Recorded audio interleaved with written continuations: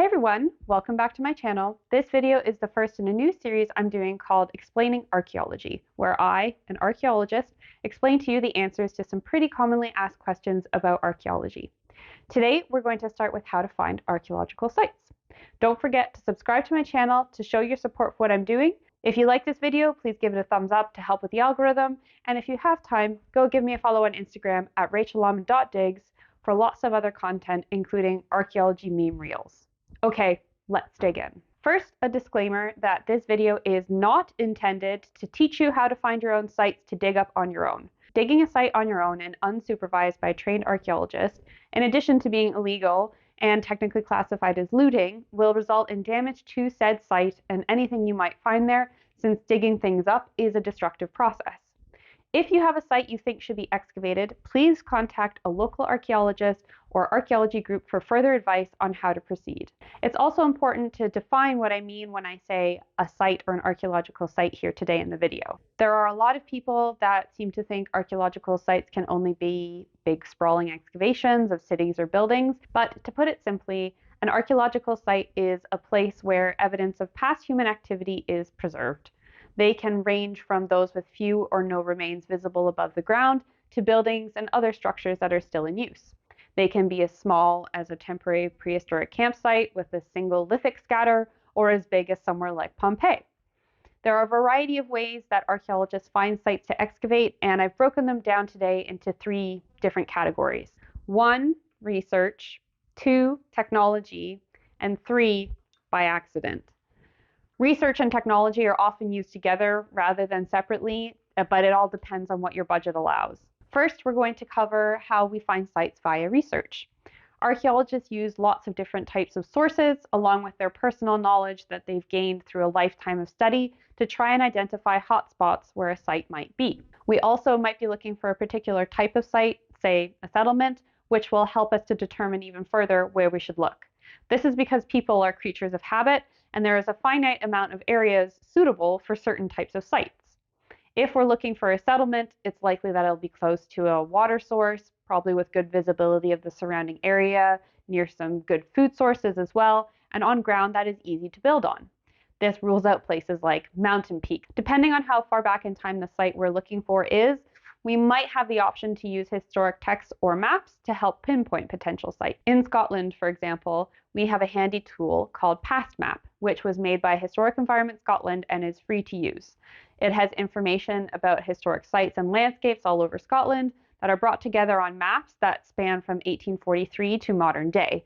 And you can toggle through the different maps to see where buildings or archaeological materials may be. I have used PastMap several times when writing archaeological desk-based assessments for work to try and pinpoint where features might be on a site by looking at previous maps of the area. It's entirely possible as well that a site was previously found and recorded on a survey of a general area, but it's not been investigated yet, which is quite handy. Historical records can also give an idea of the use of the area or the landscape that we're interested in. Talking to locals can be another useful source of information, as they will have intimate knowledge of the area that we are searching in.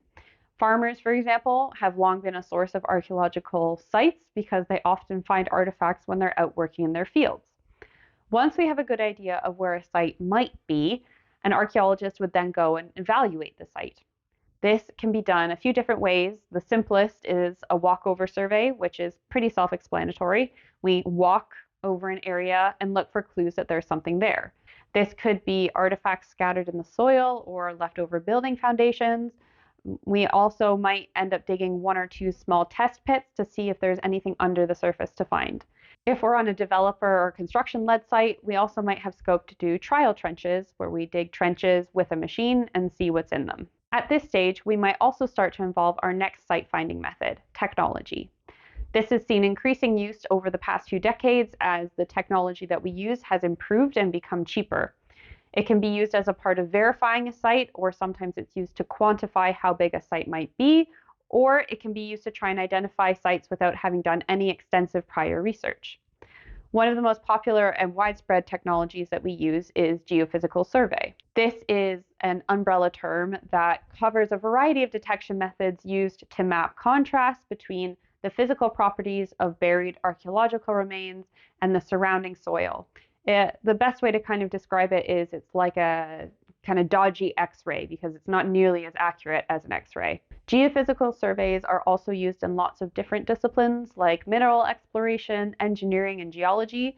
But since archaeology tends to have some pretty specific needs, this has led to the development of specialized methods and equipment for us.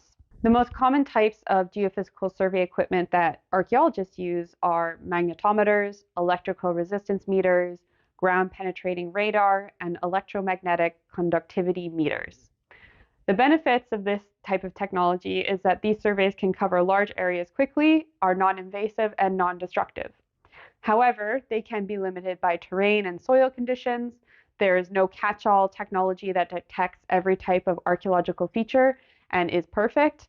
They do miss things. They also require specialist equipment, training, and knowledge to use and interpret correctly. It's not, for example, something that I, an untrained archaeologist in geophys survey, could just go out and do tomorrow, whereas I could pretty easily just pack my bags and go and do a walkover survey.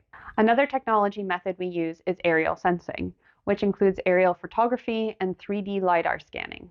The Aerial Archaeology Research Group actually claims that more archaeological features have been found worldwide through aerial photography than by any other means of survey. To do this kind of survey, specialist airborne observers identify and photograph historic sites, particularly those revealed through crop marks.